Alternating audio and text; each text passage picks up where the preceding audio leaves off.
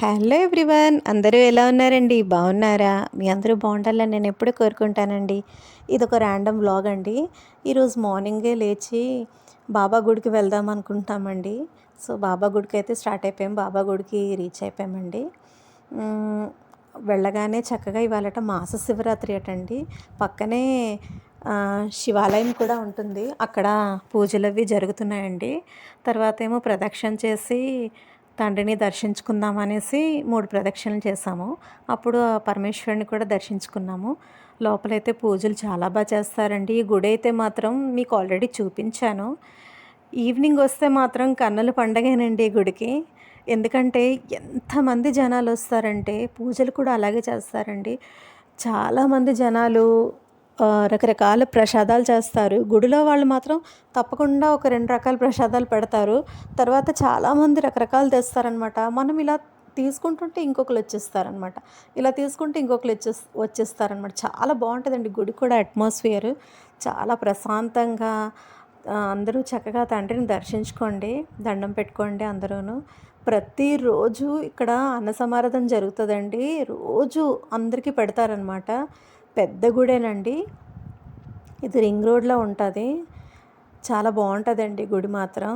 ఒక్కసారి వెళ్ళామంటే గుడి అట్మాస్ఫియర్లోకి ఇంక మరి రావాలనిపించదండి. అంత ప్రశాంతంగా ఉంటుందండి. గుడి నుంచి అయితే వచ్చేసాము. ఆ తర్వాత చెప్పాను కదండి ఇది ఒక ర్యాండమ్ వ్లాగ్ అని. ముందుగా రసం పెట్టేశాను.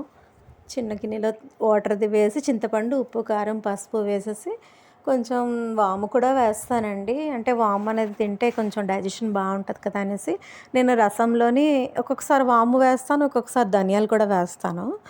అంటే డైలీ ఒకేలా తినాలంటే బోర్ కదా.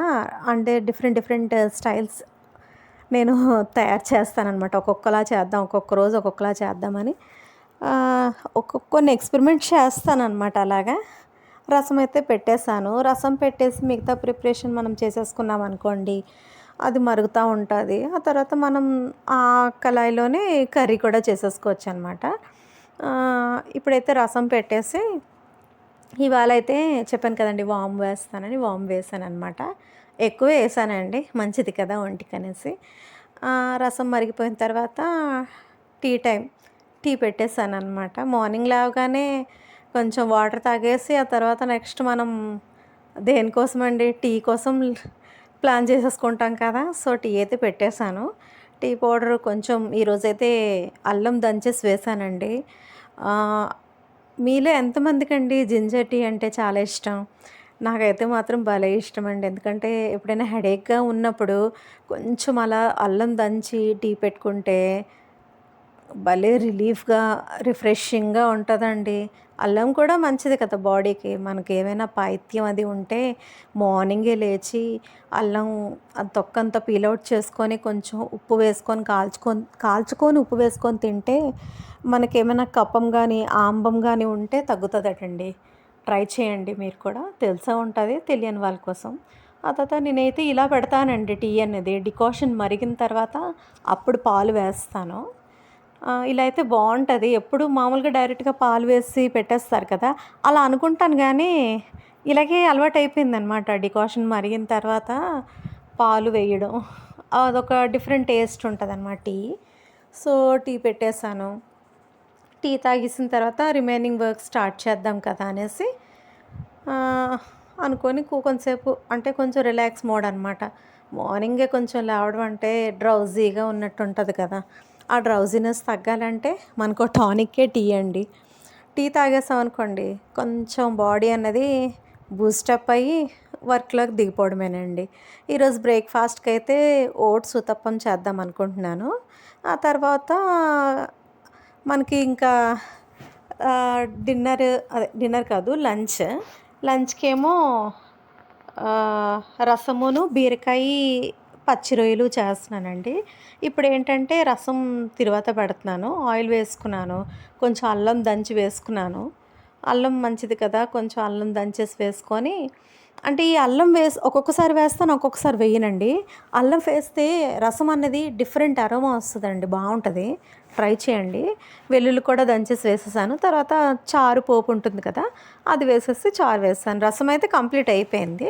ఈ రసం అయిపోయిన తర్వాత నెక్స్ట్ ప్రాన్స్ మనం ఏంటంటే కొంచెం వాటర్ ఉంటదండి. మీరు అబ్జర్వ్ చేశారో లేదో కొంతమంది డైరెక్ట్‌గా వండేస్తారు. కొంతమంది ఈ ప్రొసీజర్ ఫాలో అవుతారు. మనం ఏంటంటే ఈ కళాయి పెట్టేసుకొని ఈ ప్రాన్స్‌ని కొంచెం ఉప్పు, పసుపు వేసుకొని అలా స్టవ్ మీద ఉంచామనుకోండి, దాంట్లో ఉన్న ఎక్సెస్ వాటర్ అంతా బయటకొచ్చేస్తదనమాట. అప్పుడు మనకి ప్రాన్ అనేది గట్టిపడి కర్రీ అనేది చాలా టేస్టీగా వస్తదనమాట. నేనైతే ఇలాగే చేస్తానండి. డైరెక్ట్‌గా కుక్ చేశాను. ముందు ఇవి వేయించుకుంటాం అనమాట. వేయించుకోవడం అంటే ఆ ఎక్సెస్ వాటర్ అంతా చూడండి, ఇప్పుడు నేను వేసానా, కొంచెం పసుపు, ఉప్పు వేసాక ఎంత వాటర్ వస్తదో తెలుసా అండి? చాలా ఎక్కువ వాటర్ వస్తదండి ఇందులోంచి మాత్రం. మరి అది ఎలా వస్తదో నాకు అర్థం కాదు. అలా దగ్గరగా అయిపోయిన తర్వాత అప్పుడు నేను కర్రీ చేస్తాననమాట. కొంచెం మసాలా పేస్ట్ అది రెడీ చేసుకున్నాను. తర్వాత ఏమో ఇంకో పక్క ఓట్స్ ఊతప్పంకి ప్రిపరేషన్.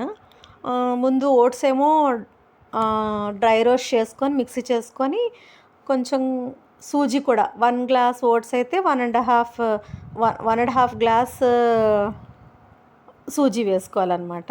అందులోనేమో కొంచెం కర్డ్ వేసుకొని మన దగ్గర వెజ్జెస్ ఏవుంటే అవి క్యారెట్ అయితే బావుంటదని క్యారెట్ వేసాను. తర్వాత ఆనియన్, జింజరు, పచ్చిమిర్చి, తర్వాత జీలకర్ర ఇవన్నీ వేసాననమాట. ఈ అల్లం ముక్కలు మధ్య మధ్యలో తగులుతా ఉంటే చాలా టేస్టీగా ఉంటదండి. ఇది కలిపేసి మినిమమ్ ఒక హాఫ్ ఎన్ అవర్ అయినా సరే పక్కన పెట్టుకోవాలండి. అంటే కొంచెం ఫర్మెంట్ అయితే బావుంటది. ఒక హాఫ్ ఎన్ అవర్ సరిపోతుందిలెండి. కానీ చాలా మంచి బ్రేక్‌ఫాస్ట్ అండి. టమ్మీ ఫిల్ అవుతది. హ్యాపీగా తింటారు పిల్లలు కూడా ఇష్టంగాను. బావుంటది. ఆనియన్స్, పచ్చిమిర్చి ఇవన్నీ వేసుకుంటాం కదా! చాలా టేస్టీగా కొంచెం జీలకర్ర కూడా వేసుకోండి. బావుంటది. కొంచెం వేసాను చూసారా జీలకర్ర. ఇప్పుడు మనకి ఊతప్పంకి ఎంత కన్సిస్టెన్సీ కావాలో అంత వాటర్ వేసుకొని పక్కన పెట్టేసుకోండి. ఆ తర్వాత ఏంటంటే ఇప్పుడు కర్రీ కోసం చేస్తాను. ముందుగా ఇది పెట్టేసాను. కళాయి పెట్టేసి కొంచెం ఆయిల్ వేసానండి. తర్వాత ఆనియన్స్ చిన్నగా చాప్ చేసేసుకొని, ఆనియన్స్ మంచిగా వేగిపోయిన తర్వాత టమాటోస్ కూడా వేసేసుకోండి. ఆ తర్వాత ఇది మంచిగా వేగిపోవాలనమాట. ఇది వేగిపోయిన తర్వాత మనం మసాలా పేస్ట్ అనేది రెడీ చేసి ఉంచుకున్నాం కదా! ఆ మసాలా పేస్ట్ కూడా వేసేసి బాగా వేగిపోతున్నప్పుడు కొంచెం పసుపు, కొంచెం ఉప్పు, కొంచెం కారం, కొంచెం ధనియాల పొడి, కొంచెం జీలకర్ర పొడి, కొంచెం ఉప్పు వేసేసి బీరకాయ ముక్కలున్నాయి కదండీ! ఇలా వేసుకొని దీంతో పాటు మనం అంటే బీరకాయ లేకపోతే మీ దగ్గర వంకాయ ఉంటే వంకాయ కూడా వేసుకోవచ్చు. వంకాయ పచ్చిరొయ్యలు, బీరకాయ పచ్చిరొయ్యలు చాలా బావుంటాయి. టేస్టీగా ఉంటాయి. అంటే చాలామంది ఇష్టపడరు. ఓన్లీ రొయ్యలంటే రొయ్యలే వండుకుంటారు. కొంతమంది గుడ్లు, పచ్చిరొయ్యలు ఎంత బావుంటదో తెలుసండి కర్రీ. చాలా టేస్టీగా ఉంటది. ఊతప్పాలేసుకుందామని పాన్ పెట్టేసాను. ఇంకో పక్కన కర్రీ పెట్టేసాననమాట. ఈ కర్రీ మంచిగా బాయిల్ అవుతా ఉంటదనమాట. ఇంకో పక్కనేమో ఊతప్పాలు వేసేసుకుంటున్నాను. అది మీకు ఇందాక చూపించలేదు కదండీ! అది ఎలా డ్రై రోస్ట్ చేశారో అనేసి. అది మళ్ళీ అందుకే మీకు యాడ్ చేశాను. మనకి ఎన్ని ఉతప్పం కావాలంటే మనకి ఎంత కన్సిస్టెన్సీ కావాలో, అంటే ఎంత క్వాంటిటీ కావాలో అన్ని ఓట్స్ తీసేసుకుంటా. ఇవి రోల్డ్ ఓట్స్ అండి. ఈ ఓట్స్‌ని ఏంటంటే డ్రై రోస్ట్ చేయాలి. ఆయిల్ వేయకూడదు. డ్రై రోస్ట్ చేసేసుకోవాలనమాట. చాలా మంచి బ్రేక్‌ఫాస్ట్ అండి. ఎంత మంచి బ్రేక్‌ఫాస్ట్ అంటే అంత మంచి బ్రేక్‌ఫాస్ట్ అండి.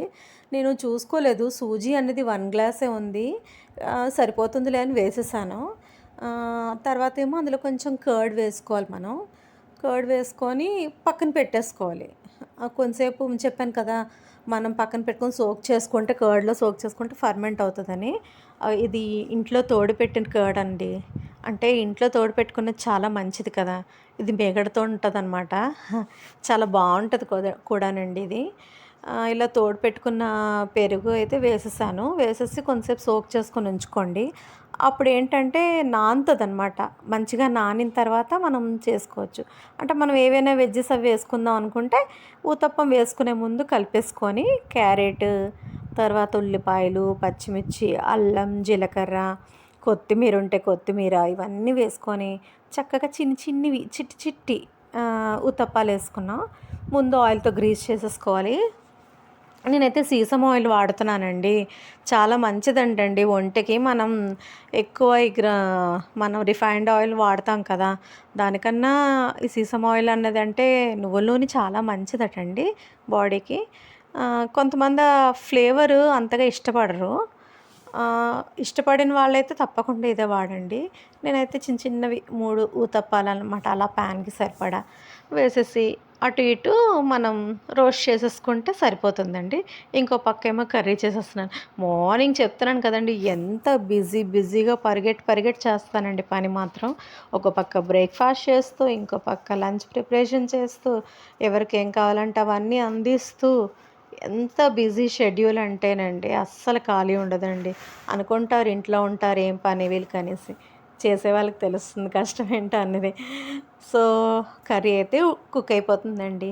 నా వ్లాగ్స్ మీకెలా అనిపిస్తున్నాయండి? నా వ్లాగ్స్ మీరు కొత్తగా చూసినట్టయితే నా ఛానల్‌ని తప్పకుండా సబ్స్క్రైబ్ చేసుకోండి. పక్కనున్న బెల్ ఐకాన్ ప్రెస్ చేశారంటే నేను పెట్టే వీడియోస్ అనేవి మీకు నోటిఫికేషన్‌గా వస్తాయి. నా వ్లాగ్స్‌ని లైక్ చేయండి, షేర్ చేయండి, సబ్స్క్రైబ్ చేయండి. Bye friends. Take care. Uttapam అయితే రెడీ అయిపోయింది. మీకు గనుక నచ్చినట్టయితే లైక్ చేయండి.